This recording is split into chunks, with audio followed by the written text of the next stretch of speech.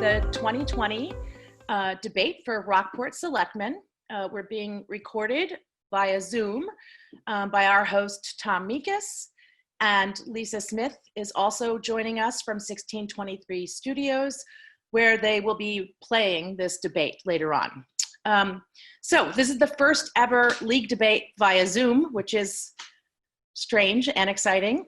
I'm Hannah Kimberly. I am a resident of Gloucester. I'm the president of the League of Women Voters of Cape Ann, and I'll be your moderator. The League is pleased to bring you a debate among the 5 candidates for 2 open seats on the Board of Selectmen. The election is Tuesday, June 30th, and the polls will be open as usual on June 30th, but due to the continuing danger of coronavirus, the town encourages voters to vote by mail.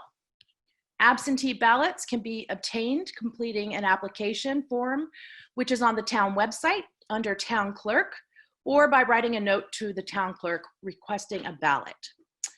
The League of Women Voters is a nonpartisan political organization for people of all genders, which encourages the informed and active participation of all citizens in government. One way we do this is by presenting candidates directly to you, who will be viewing us in the future on video, the voters, in a fair and equal format. We hope that over the course of this program, the viewers will learn more about each candidate and what they hope to do for the town. Now, I'd like to introduce the candidates in alphabetical order. Ross Brackett is well known in Rockport as the co-owner of Brothers Brew Coffee Shop. He's a graduate of Rockport High School in 2008, and he majored in business management in college. Wave to us, Ross. There you go. Carol Cook has lived in Rockport for 15 years. She works remotely as a consultant, writing proposals for small businesses to win state and federal contracts. She's interested in maintaining Rockport's attractive natural resources and open spaces. Hi, Carol. The only incumbent, Paul Murphy, has served 11 years and is currently chair of the Board of Selectmen.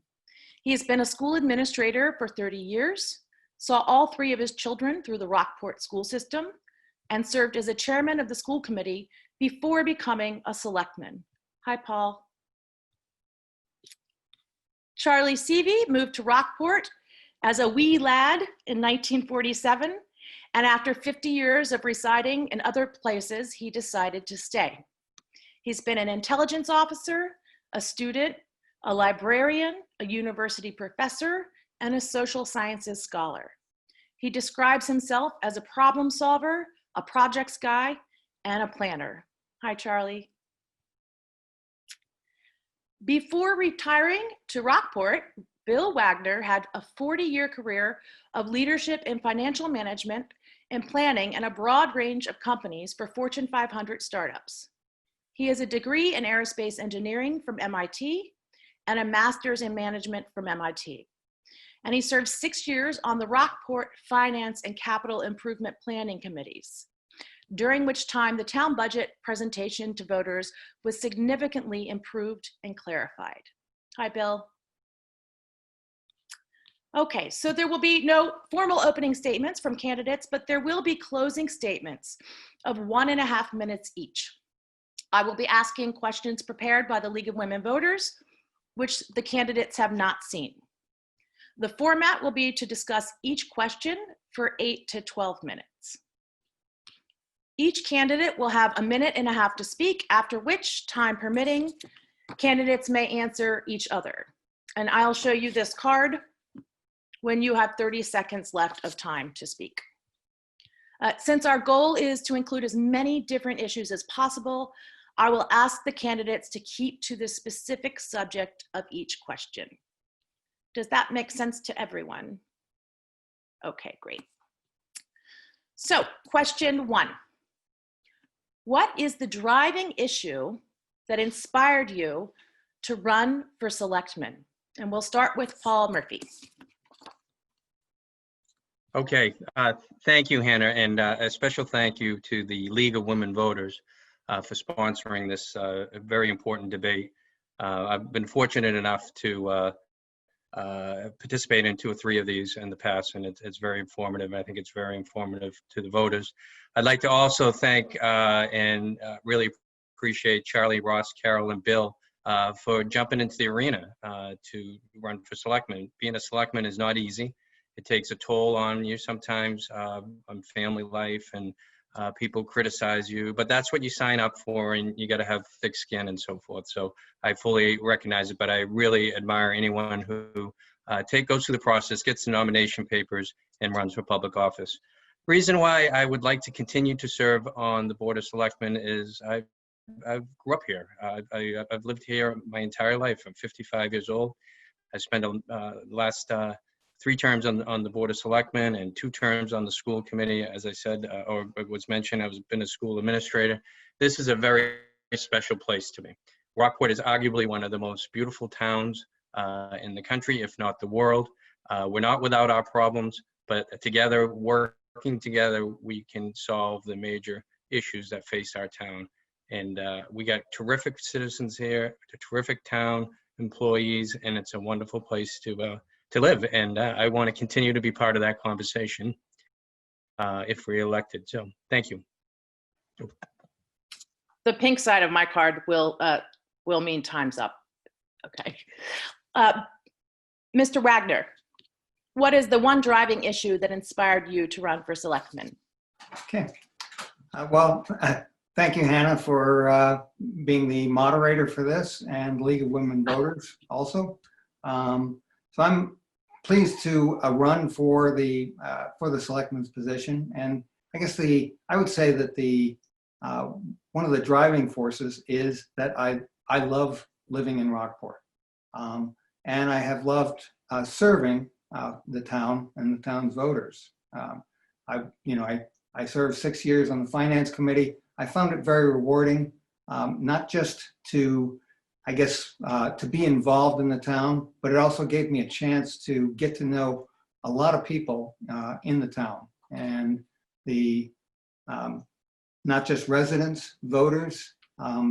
It was the employees, committee members, that full range of people, and it really gave me a chance to enjoy Rockport to its fullest. Of course, I enjoy other things, the woods and the roads and the seashore and everything like that. But it was that desire to contribute to the town. I see that there are a great many issues facing the town, and I have a background in both finance and planning, and that's a central theme that I think I can bring to the board and help to, help the rest of the board to coalesce around. Thank you. Ms. Cook? Thank you to the League of Women Voters for having this debate amongst the 5 candidates for selectmen. I too decided to run because I love Rockport. It took me a long time to get here to be able to buy a home near Long Beach. And I have been here for 15 years and enjoyed every single minute of it. I think it's such a special town, and to be, the thing that made me decide to run is I really didn't agree with some of the choices that have been made by the selectmen as far as some of our natural resources, such as Long Beach, and not treating all the residents fairly by we've lost access, a lot of access to it from Thatcher Road because of the 218 Long Beach settlement agreement that was brought up. I'm sorry, but I'm very interested in helping our town maintain its natural resources. Long Beach, it's what, and Andrews Woods, that's what makes our town special. We shouldn't try to sell off all our land and just be like any other town. We are really unique. Thank you. Thank you. Mr. Brackett? What drove me to run for selectman was just the absolute beauty of Rockport and the great community around it. As you know, I've had my family's had a business in town for roughly 30 years, as well as my grandfather going back further than that.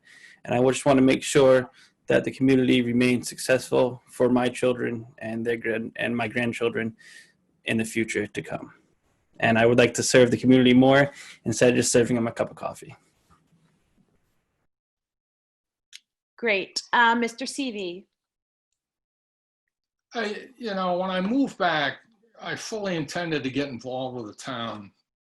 And I got sort of co-opted into being on the Government and Bylaws Committee.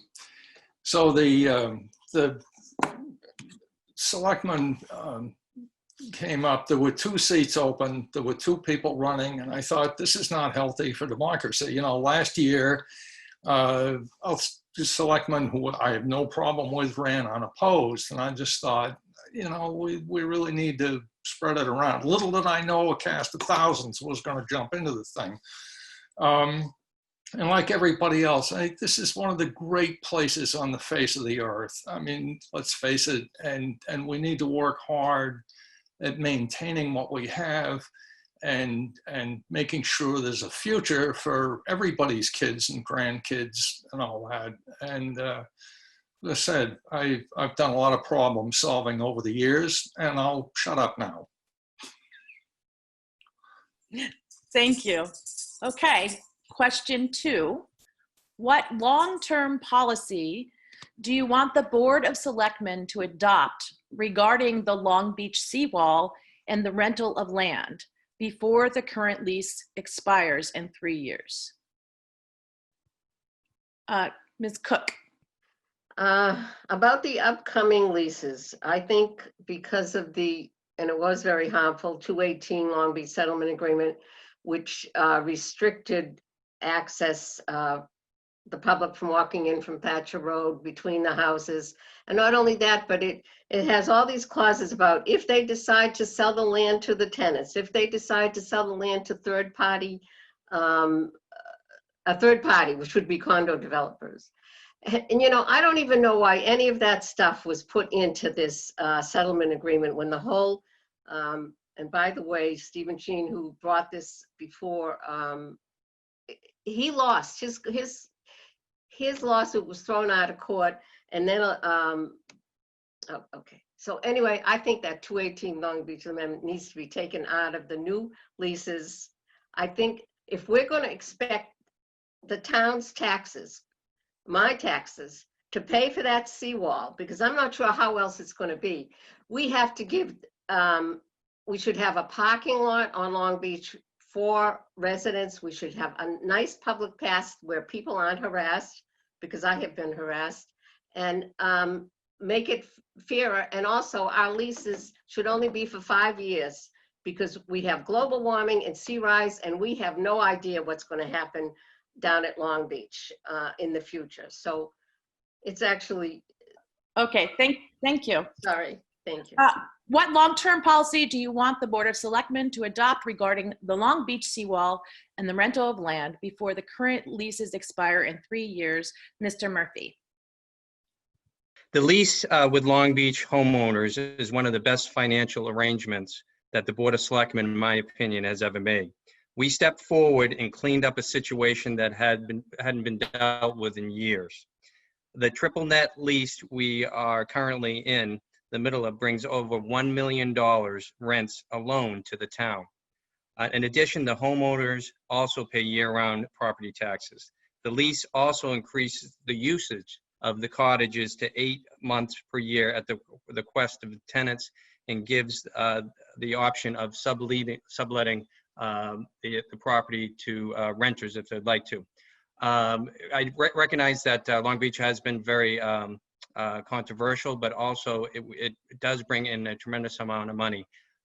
If we were in the situation where we were considered selling it, it'd be a long process. We'd have to have it surveyed, have to go through the state legislature, but it's something that down the road people can look at. But I believe Long Beach is a very big asset to this town. It has to remain public. It will remain public. We've worked out a few of the lawsuits, and the town has been victorious in those lawsuits, but Long Beach again, it's bringing in over $1 million a year to the town. So I think it's a good thing that we're doing that down at Long Beach. And we're at a situation where we're going to be renegotiating possibly another 10-year Thank you. lease. Thank you. Sorry. Mr. Seavey. Whatever we do with Long Beach, with the leases and all that, we have to make sure it remains a public beach, public access beach. There's no question about that. I do think that the point has been made that between taxes and rental, it does generate a fair old amount of money. I think over term, we're going to have to build in the possibility that the rent might get increased. The place is expensive, let's face it. Just the DPW guys that I see almost every day down there, it costs money to keep the thing going. So I think, you know, the renters are going to have to get used to the idea we're going to bump the rent every now and then. Long term, we do have rising sea levels, and that seawall was, I don't think, the best built thing that ever got built in town. And it's going to be extremely expensive to replace it. Now, I suspect there's probably state and federal money that got in there. But in the end, as I said at town meeting a couple of years ago, you get into an argument with the ocean and you're going to lose. And somewhere along the line, we're going to have to start doing some serious preparation for that. I'm done. Thank you. Mr. Brackett? I'm not too up to date with all the policies, but I do believe that Long Beach should remain public for Rockporters.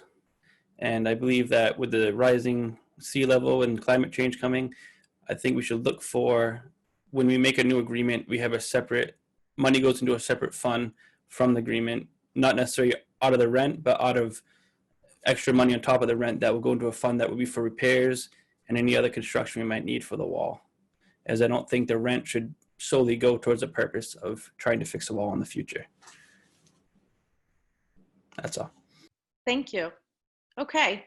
Question 3. Rockport's revenue. Oh, I skipped you, Mr. Wagner. I'm sorry. I guess I need to take my turn. Sorry, thank you. Okay, Long Beach, a policy that we need to develop. I guess my view is that we do need to take a longer term view. The leases expire in 3 years. They will be, they're subject to renewal, or we need to negotiate renewal.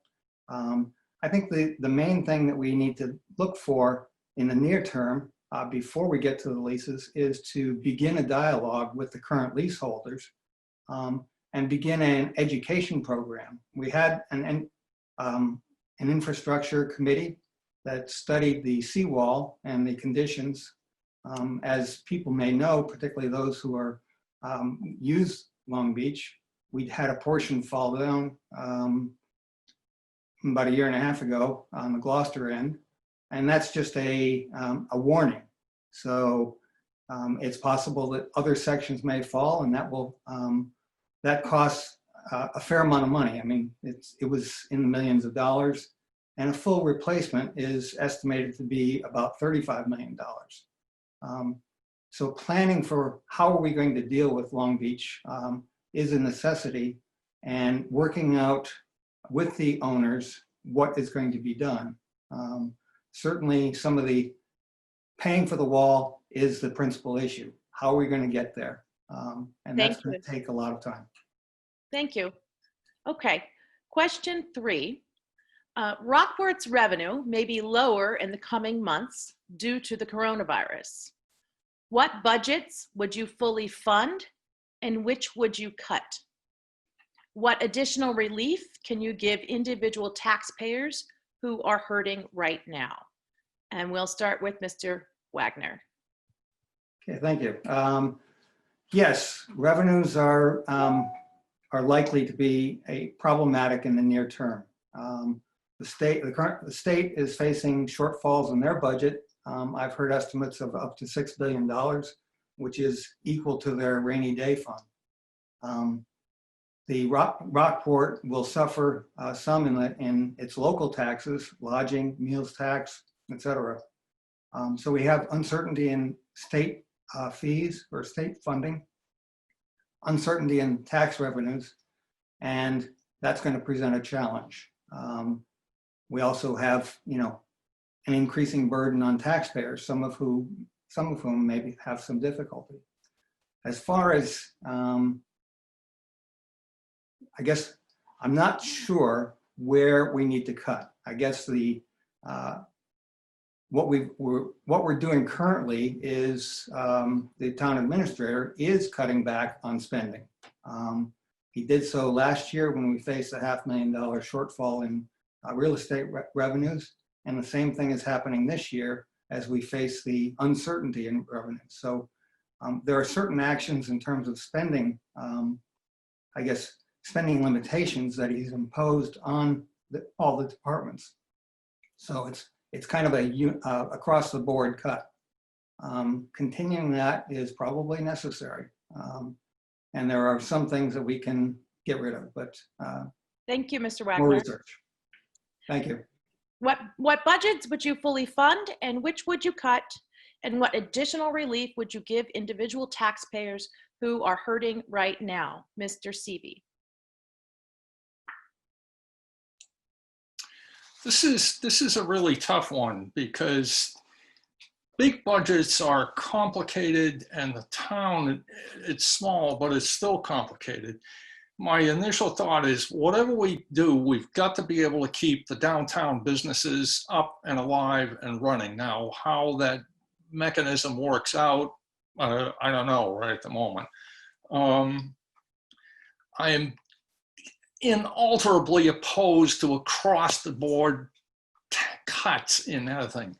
It just guarantees mediocrity across the board. And what we need to do is concentrate on the things that potentially generate revenue for the town or have long-term implications. One place I would not cut, of course, being me, is the library. I wouldn't cut the school systems. This is the kind of thing when people are moving someplace, they look at to see what's the school system like, is there a good library? Maybe not everybody, but I sure do. So focus on the town's strengths, on the things that are going to keep us the town we are that we all love dearly. And as I said, don't even mention across the board cuts, just really bad idea. Done. Thank you. Mr. Brackett? I'll start off with some relief that the town has already provided, which is the excise tax. They pushed that date back for the town people. Other than that, I'm not sure other options that are available. For fully funded, I would fully fund the school system. And at the same time, I believe there will be programs in the school system that won't be viable in the future during this time, just short term for the COVID-19 situation. So I believe we'll be able to cut some funds there as well and maybe disperse those differently throughout the town budget. Thank you. Mr. Murphy? Thank you. Thank you. Well, let me just first of all say, and I think everyone here would agree with this, we had no idea COVID-19 was going to hit as difficult as it did. And hopefully it's going to leave as quickly as it came.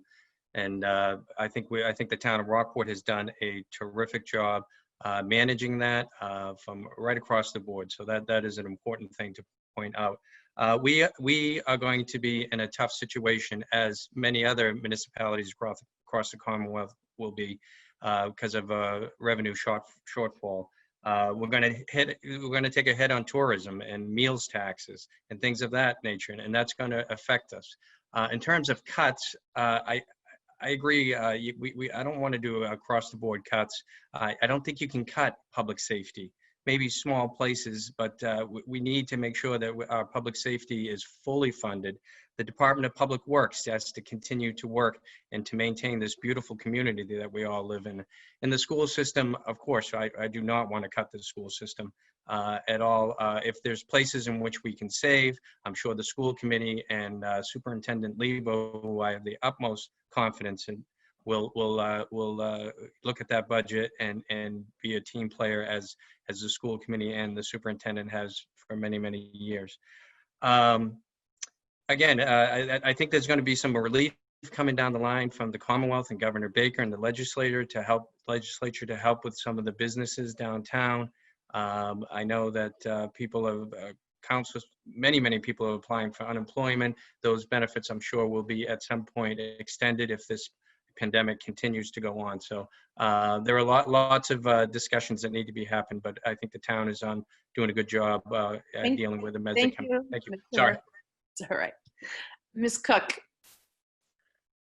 Yes, I agree that we should not do anything to the school budget. The school budget should always be as fully funded as possible.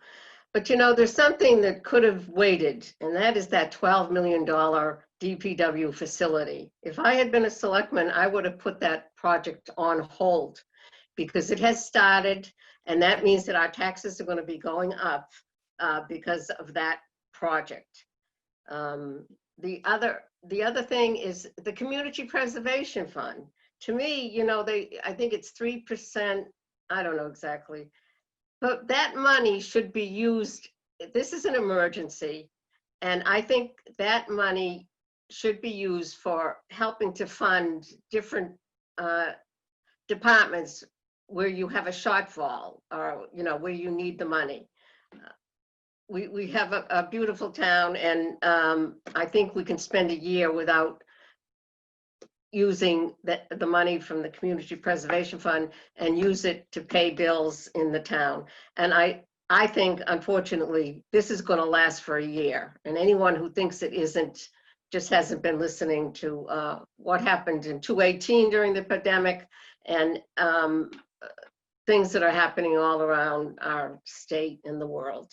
So we have to really look at all the budgets and see where we can just cut back a little and not damage services. And I don't mean cut back on important things like the police. Thank you, Okay. Ms. Cook. Mr. Murphy, Ms. Cook referred to the current selectman. Would you like to rebut? Regarding the DPW barn, was that the, someone was going to get hurt up there if we didn't take action. And I hope people in the town got an opportunity to get up there and see what kind of conditions the men and women for the DPW were working on. It was time for that place to be replaced. It was built in 1955 when there was about 3,500 to 4,000 people living in town. So it certainly outlived its time, but it was the right thing to do. Those men and women that work in there deserve to be working in a place that is safe. Not the Taj Mahal, not anything grandiose, but something that is safe. And I was happy to support that project, and the town obviously agreed with that. Thank you, Mr. Murphy. Okay, we're going on to question 4. The school committee has withdrawn its request for a $900,000 annual override due to the difficulties of holding a live town meeting and due to the budget constraints caused by the pandemic. Considering the declining enrollments, do you support an override for fiscal year 2022? And if so, in what amount? And we'll start with Mr. Seavey. Yeah, well, given what I said earlier, yeah, I support the school budget and I support the override. As I said, this is the first thing anybody's looking at to move into a town. If they've got kiddos, they want to know what kind of school system is there. You know, I took a job, how very unlike me, in Cedar Falls, Iowa, far, far away from New England, but they had a killer school system and I had 2 little girls growing up. And it was a pretty good job too, but the school system was a big part of my decision to move out there. I had never really thought of moving in any such place. Now, as far as specific amounts go, I don't know. That's up to the school board to figure out, and the town budget crunchers, what it takes. But yeah, I support the school override, absolutely. Done. Thank you. Mr. Brackett. I do support an override if needed. Due to the current situations, I would ask them to look at, again, things that might not be viable for this upcoming year of school because of the situation. And if they can find funds that way, that'd be great. But if not, I would support the override in the amount they need for any type of technology needs they might need to help remote learning and other things that come up, because there's going to be new ideas that come up in the future about how schooling can be done in a time like this. So I do support an override if needed. Thank you. Mr. Wagner. The current override was withdrawn for, I guess, several reasons, as you stated. But the projections that the school committee initially had presented said that they would be running out of money at the end of the next fiscal year. So it appears that an override is necessary. In what amount, I'm not sure. And that's up to the school committee to identify. They certainly have the challenges cut out for them in the coming year with a lot of changes in education that will be put in front of them. How do they, how much remote learning, how much, what's the size of the classes that will be allowed when the students return in the fall, assuming that they can return in the fall. Those are all questions that are yet to be answered, and the financial consequences of those decisions haven't been quantified. So that's a wait and see, and I would support an override when that comes in. My only concern is the taxpayers and whether, the affordability of it, but that's a secondary concern, and we have to get there first. Thank you. Ms. Cook. I would support an override for our school system. But first, we need to know what they're going to need. And I'm hoping, it looks like there's going to be changes to our school system. There's going to be some remote learning. And I'm hoping that maybe the state or the federal government will come up with some funds for school systems that may help pay for a change in the way we teach children to get us through this pandemic. But anyway, I'm glad that the override doesn't happen this year because, like I said, taxes are going to go up because of the $12 million DPW facility starting this year. And I didn't say that we shouldn't have a facility. What I said before was that we should have delayed it because of the pandemic and all the loss of income, all the jobs that have been lost. So anyway, I'm glad that any override for school system will not have to be discussed until next year. Thank you. Thank you. Mr. Murphy. As I stated earlier, I believe, during this debate, I have the utmost respect for the school committee and our superintendent, Rob Lebo, to make the right decisions when it comes to an override. I know for a fact that they do not take overrides very lightly. They recognize that a lot of people in this town are on a fixed income and so forth. And I can assure you that up on Jordan's Lane, the complex where the school department is, this isn't the Taj Mahal. They're not living high off the hog. They are working in excellent conditions. They have a great student body, but there's not unlimited money there. And I think it's important that we support our schools because people before us supported us when we were in school. So I think we have a responsibility to do that. In terms of enrollment is down everywhere. I'm one of 7 children, and no one has 7 children anymore. Gloucester used to have classes of 300 or 400 students graduating from the senior class, and now it's under 200. So enrollment is down across the board. It becomes here in Rockport, because we're so small, it becomes that much more glaring because of the amount of students. So again, I would support an override. I'm sure the school committee and Mr. Lebo are not at that situation right now, but that will be coming down the road when they get stronger figures. Thank you. Thank you. Okay, we're going to move on to question 5. What other infrastructure project of improvement to town services would be your top priority for the next 3 years? And how would it be paid for? And we'll start with Mr. Brackett.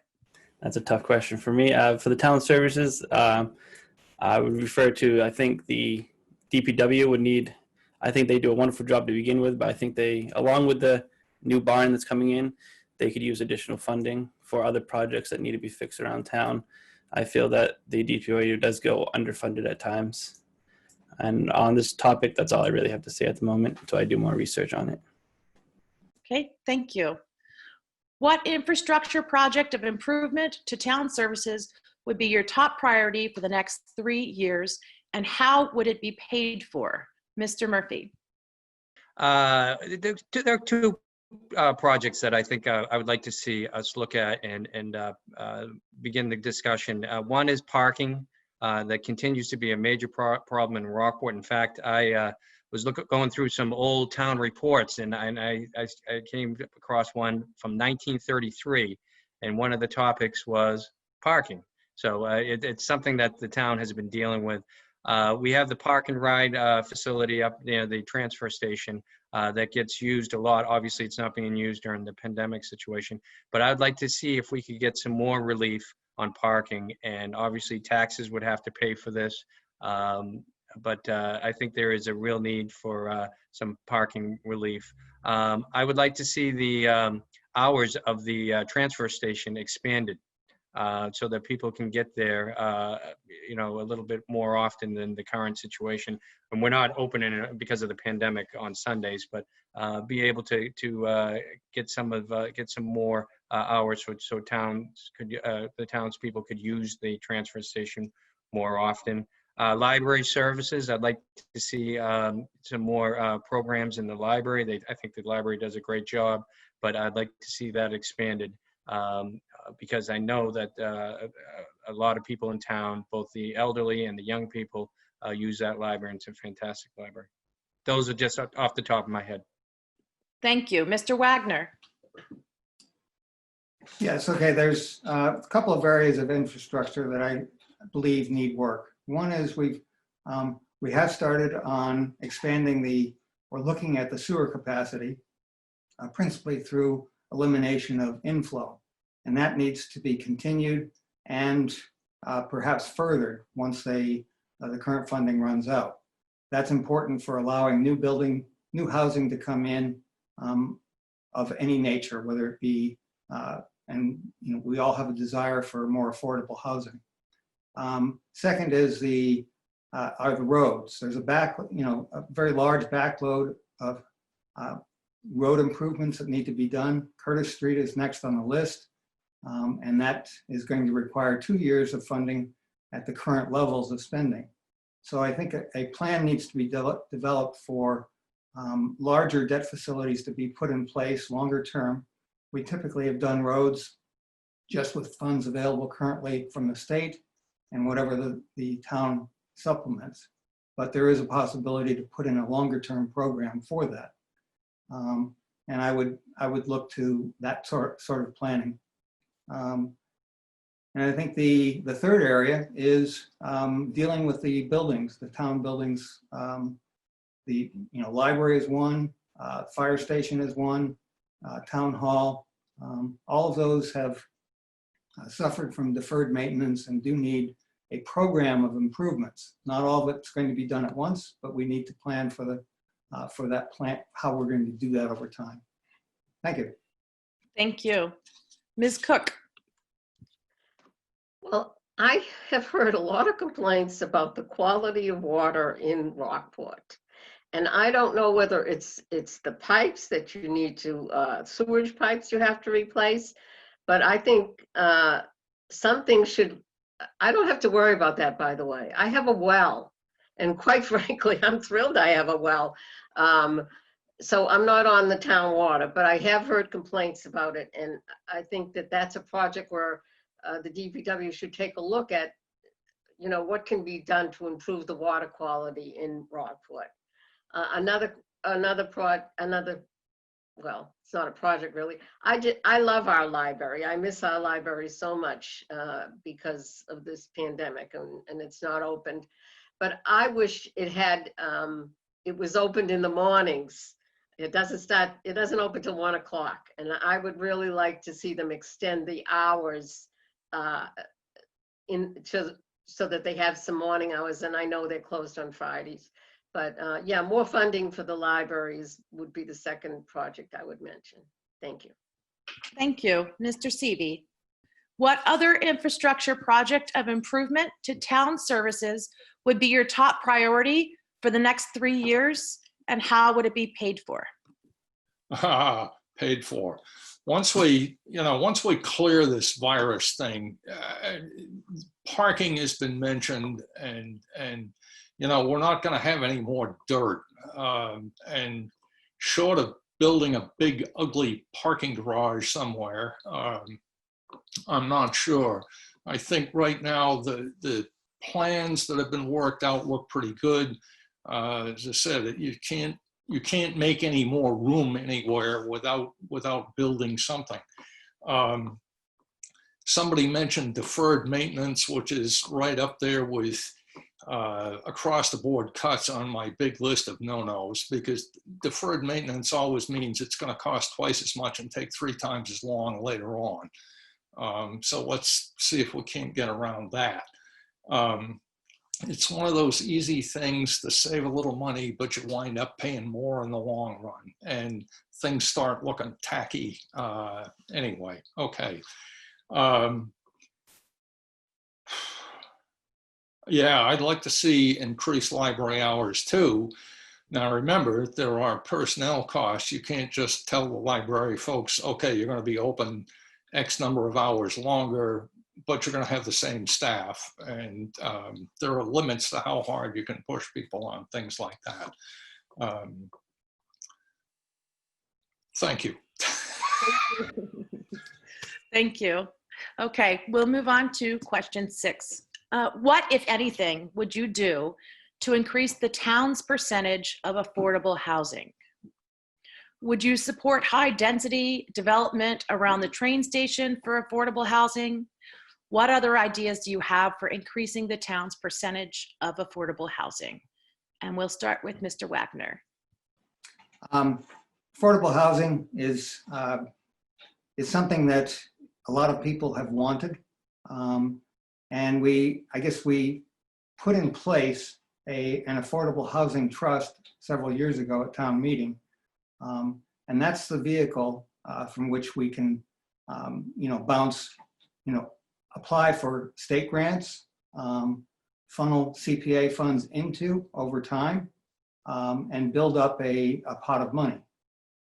Where does affordable housing go, or say a percentage of affordable housing is a question. I think the train station area is something that is a concept that other towns have done, but I'm concerned about the infrastructure that we have, the road infrastructure, and the ability to handle traffic for a large facility there. At the very least, it just requires a lot of money before we go anywhere. I would say the affordable housing plan is a planning board priority. The Board of Selectmen would certainly be involved, but together we need to formulate those plans for the town and vet them fully with the current voters. Thank you. And for funding. That's it. Thank you. What, if anything, would you do to increase the town's percentage of affordable housing? Would you support high-density development around the train station for affordable housing? What other ideas do you have for increasing the town's percentage of affordable housing? Ms. Cook. Well, I thought that the town was already working on some affordable housing, and that they had gotten some money from the Community Preservation Fund, had been allocated. Whether that was to renovate houses, I'm not sure, but maybe I'm mistaken about that. I don't think a high density building near the train station, I don't know, I don't think that's a nice location for affordable housing.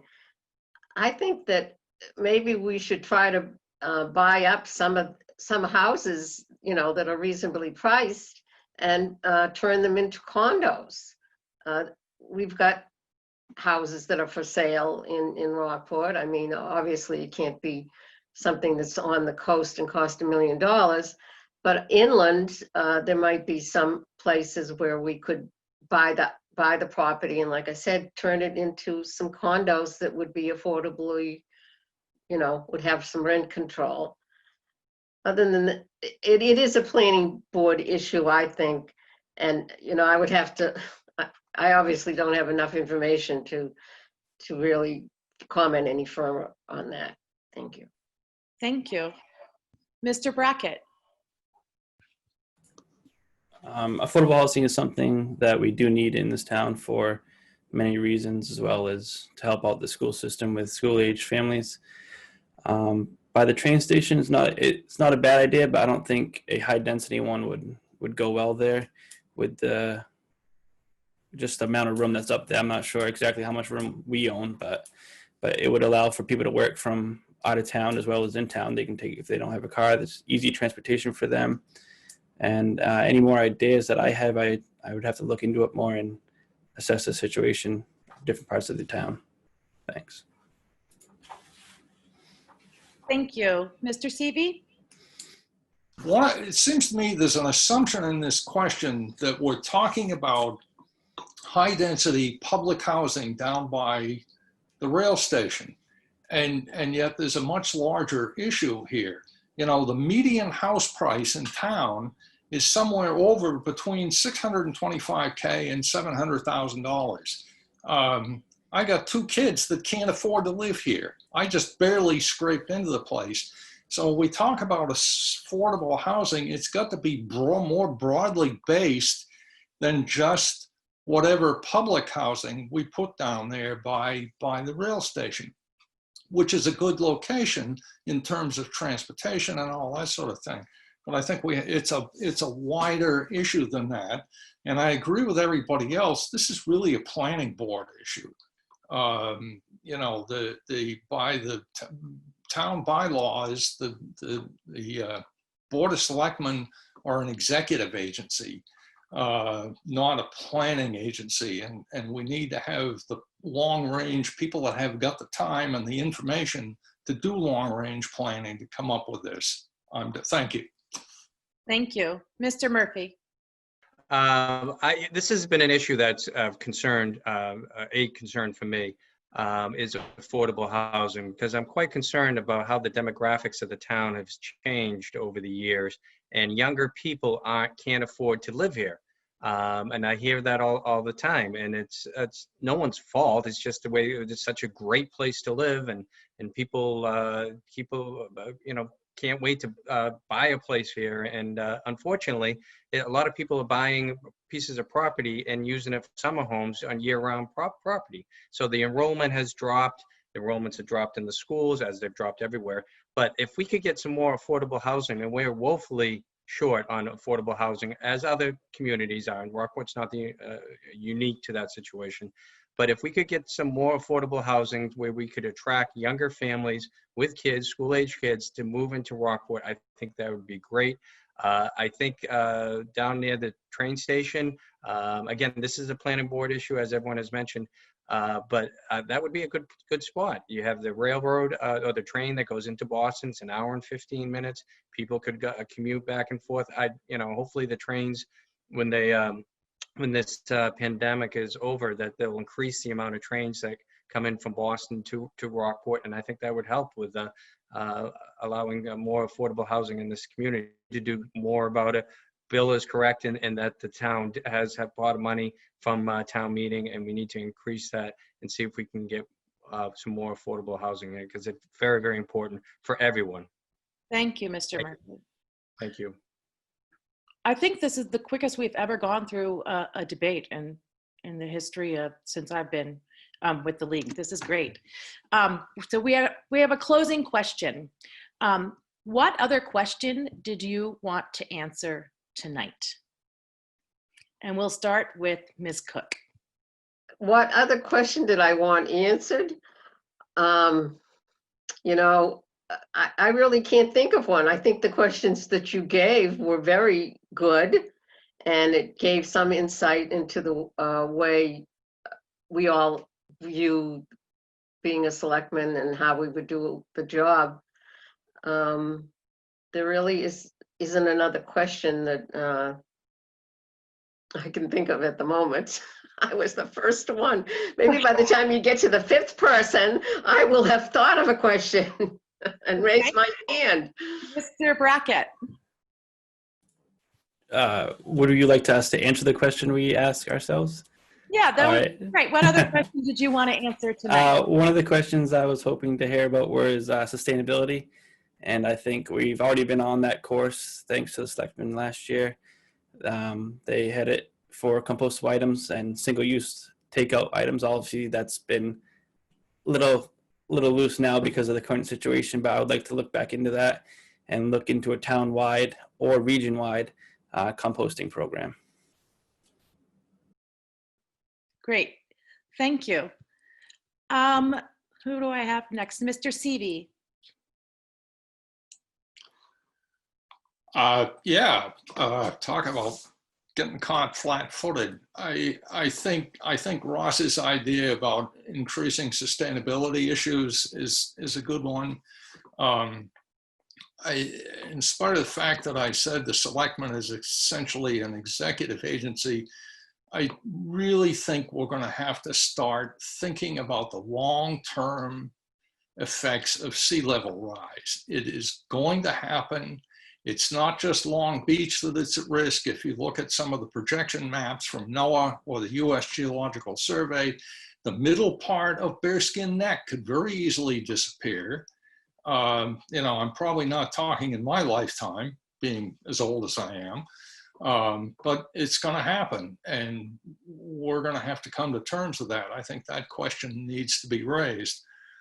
And before I say something stupid, I'm going to say thank you. Thank you, Mr. Seavey. Mr. Murphy. Yes, thank you. Thank you for that question, or lack thereof.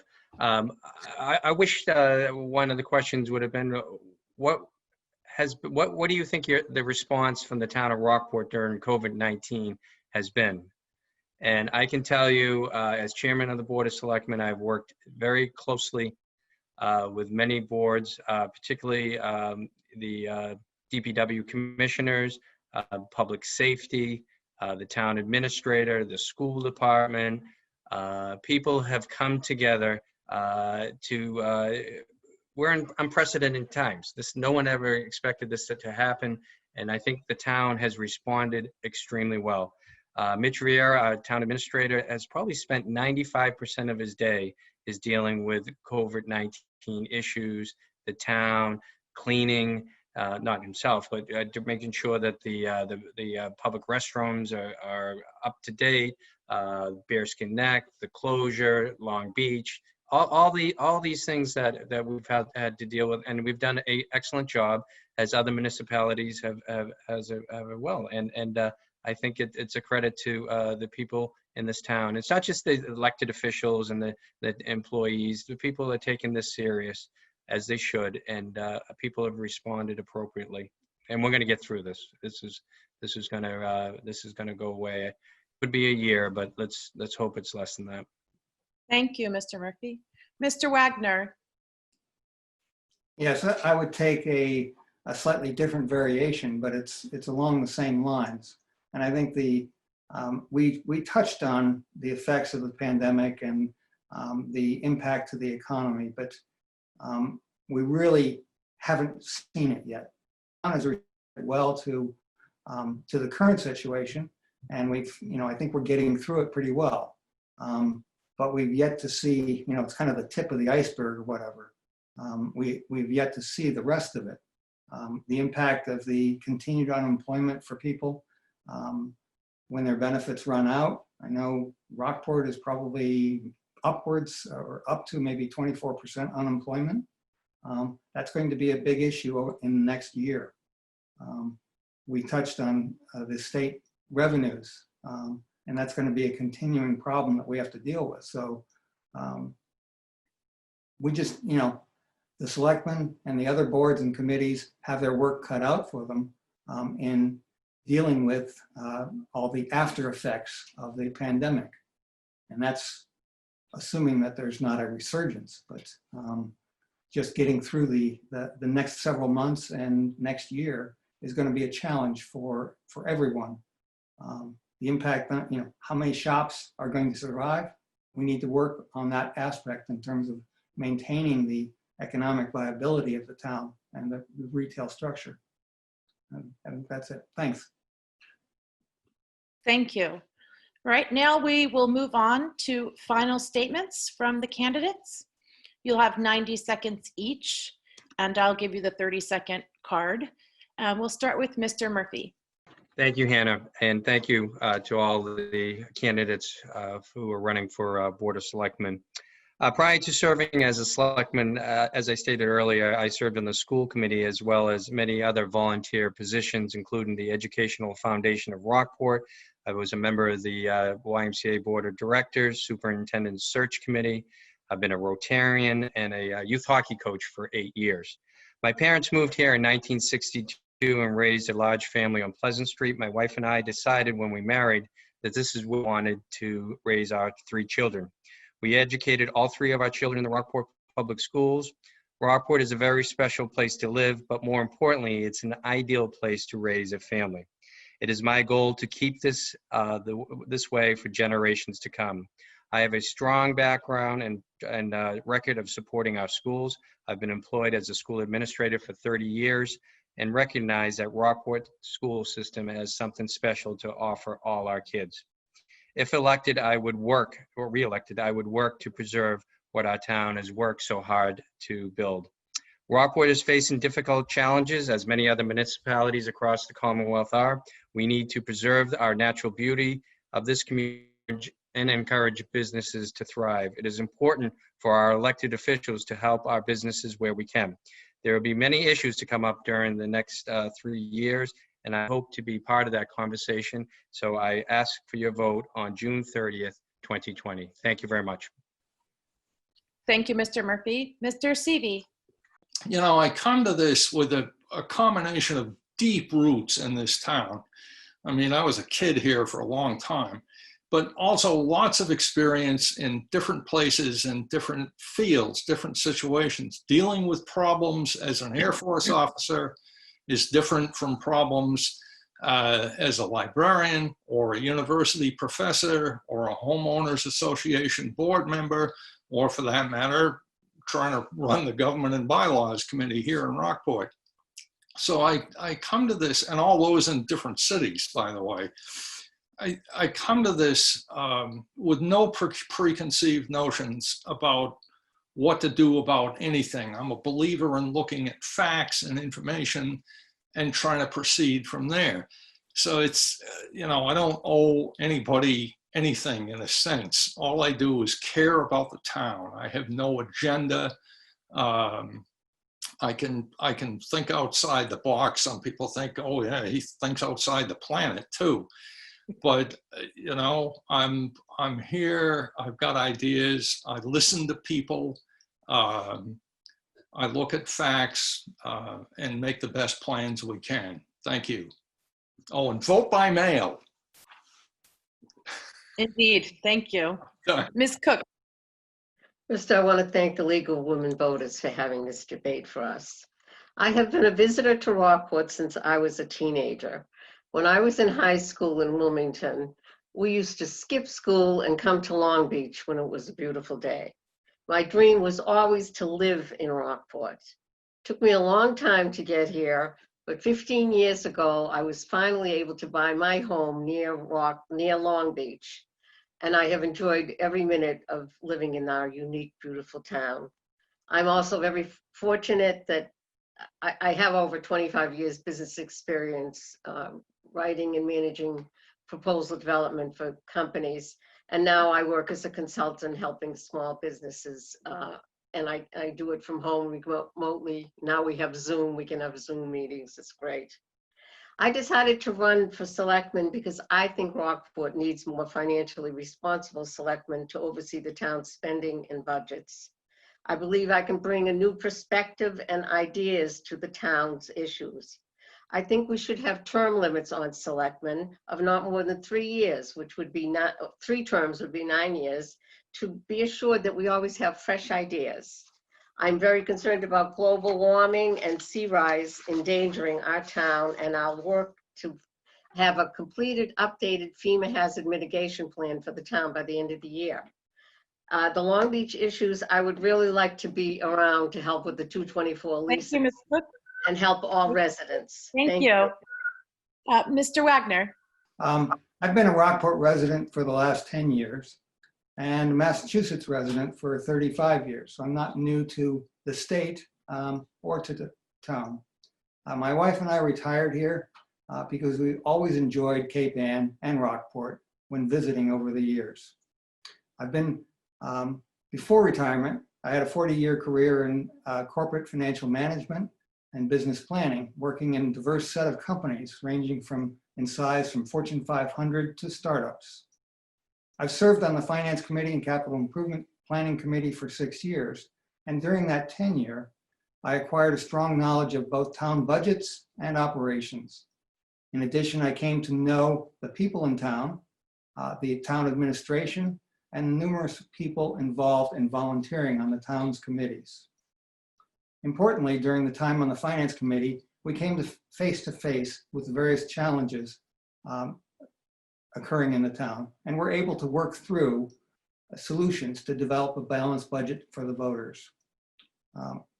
Now I'm running for selectman because I have a desire to further serve the town.